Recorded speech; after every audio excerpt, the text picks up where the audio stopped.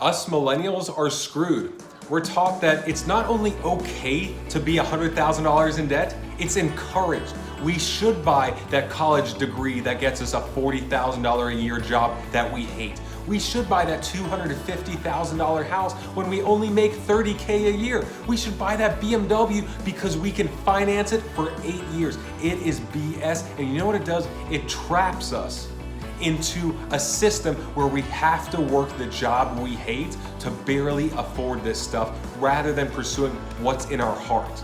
Ever since I was a kid, I was an overweight, shy, lonely, timid kid of immigrant parents. I didn't know what the hell I was doing, and I was lonely, but I knew I wanted more. I wanted better, and I knew I had way more potential than what I was living up to, just like you. I know you have way more potential inside you than what you've realized, and it's time to start dominating our finances so we can reinvest in ourselves and sing our song and impact the world and live from a place of purpose rather than what our parents tell us we should do.